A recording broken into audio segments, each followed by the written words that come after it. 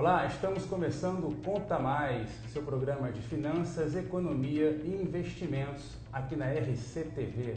No programa de hoje vamos tratar de auditoria e para isso estamos visitando o Fábio Lira, ele que é professor do curso de Ciências Contábeis da UFPB Campus 4, é sócio fundador da BR Audit Consulting e auditor independente certificado pelo CNAE.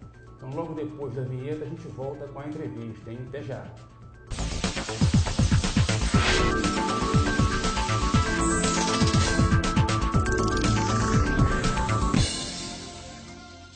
De volta com o Conta Mais, hoje visitando o Fábio Lira. Fábio, muito obrigado por nos receber aqui na BR Audit Consulting. Prazer é nosso, Rodrigo. Estamos aqui à disposição, prazer todo meu. E aprender novamente com vocês, meu professor eterno. O professor foi meu pai. Ele que era o Leonão. É verdade. Fábio, pessoal de casa que não está muito familiarizado ainda com a auditoria, você pode explicar o que é a auditoria em si? Rodrigo, se a gente for pelo termo auditoria significa verificar, avaliar, validar algo, seja qual for, em que profissão. Quando a gente está falando de auditoria na área de negócios, nós temos dois focos. A auditoria das demonstrações contábeis, que é a tão famosa auditoria contábil, que ela tem um foco de, na verdade, dar credibilidade através de validando essas demonstrações contábeis que são publicadas. E nós temos um outro foco que seria a auditoria operacional, que é mais uma auditoria do processo em si como um todo, que ela tem um foco de melhorar a eficiência, eficácia e economicidade nas empresas. E melhorando essa eficiência e eficácia, há uma redução de custos? O objetivo da auditoria operacional é esse. Com a melhora da eficiência, da eficácia, seguindo o princípio da economicidade, automaticamente você reduz custo, fazendo mais, com menos e maximizando resultados. Muito bom. E qual é a diferença entre a auditoria interna e a auditoria externa? Quais são os usuários das auditorias interna e externa? Vamos lá. A auditoria interna ela tem como característica ser realizada por um profissional que faz parte do corpo técnico da empresa, um profissional com vínculo empregatício, que está lá a realizar o processo de auditoria, seja ele contábil, seja ele operacional. E já que a gente está falando dessas duas, hoje eu posso dizer porque o mercado hoje ele sempre está querendo mais, a relação custo-benefício. Então o mercado hoje ele procura auditoria integral. Ele necessita que o auditor realize auditoria contábil e auditoria operacional, que valide os seus números, né? Mas também com a preocupação de otimizar seus resultados. Tá? E a auditoria também, sendo desse cunho operacional, tem esse foco. Mas no tocante à auditoria, a natureza, que seria a definição da natureza, ela pode ser interna ou externa. Como eu falei, na auditoria interna, realizada por um profissional que tem vínculo empregatício com a empresa, que está no foco de realizar a auditoria tanto contábil, né, como operacional, com foco para o usuário interno. Né? Já a auditoria externa... Essa auditoria interna é uma auditoria que está acontecendo frequentemente, sem parar. Totalmente, em qualquer tipo de segmento. Hoje os empresários observam que eles necessitam de um profissional que valide o processo, né? Porque todo negócio ele tem risco, mas cabe ao auditor tentar minimizar o risco desse negócio. Né? Isso você consegue minimizando o risco tendo processos mais eficientes, processos mais eficazes. Tá? Então, no tocante à auditoria externa, esse não é feito por um profissional altamente independente. É o tão famoso auditor independente.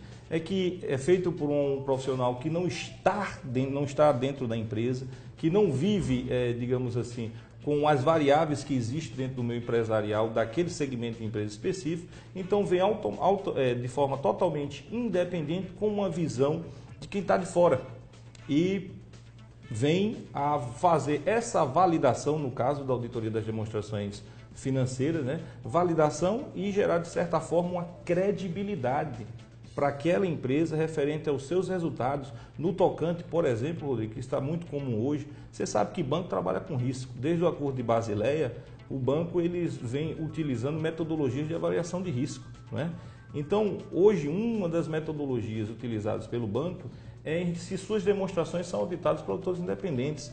Diminui o risco. Se diminui o risco, automaticamente diminui o custo da captação desse recurso e uma empresa pode vir alavancar de forma, fazer uma alavancagem financeira totalmente mais barata, né? E aí maximizando seus resultados. Porque a auditoria externa, assim, ela é feita talvez com menos frequência do que a interna que está ali direto, né? E apesar dela usar muitas vezes os documentos e os processos, os procedimentos, os resultados da auditoria interna, é alguém de fora validando. Validando. Você tocou num ponto muito importante. Apesar de ser um auditor externo, a norma brasileira de auditoria independente, as NBC-STAs, elas estabelecem que, por opção, né, por questão de confiança no trabalho, da profundidade que foi realizada, o trabalho foi realizado pelo auditor interno, o auditor externo pode tomar como base o seu trabalho. Porque a auditoria interna está ali constantemente realizando procedimentos todo o ano. Já a auditoria externa, ela é contratada, ela tem um timing, não é? Porque se ela fosse, digamos assim, olhar todas as operações de uma empresa, a relação custo seria inviável, sairia muito cara. Então ela tem um timing no máximo de 30 dias para que as empresas possam, para que o auditor externo possa vir validar esses números. Por isso, ele é realizado um trabalho através de procedimentos de auditoria específicos, que às vezes as pessoas confundem muito a auditoria com perícia.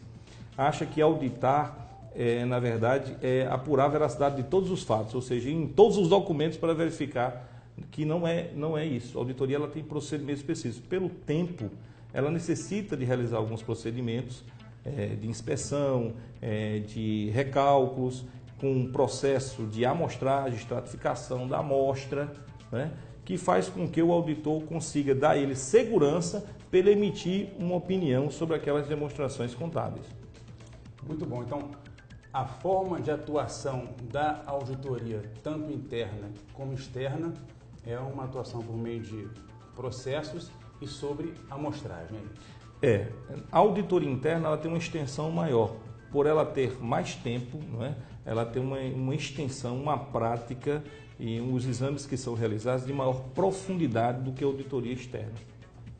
Legal, mas então, claro que esse processo de amostragem segue um método, né? Para que você tenha uma minimização do erro, no caso do resultado da auditoria. Isso.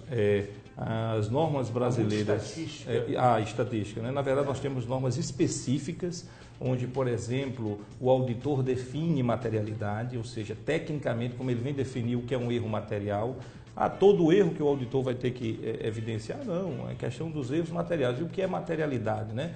Ou seja, qual é o erro, se é um erro relevante e o quanto é esse erro relevante. Então, nós temos norma que define a questão da materialidade, normas que definem a questão da amostra, ou seja, os procedimentos que você realizar, como você vai definir essas mostras, para chegar num ponto consensual que é esse trabalho que a gente chama de um trabalho de asseguração.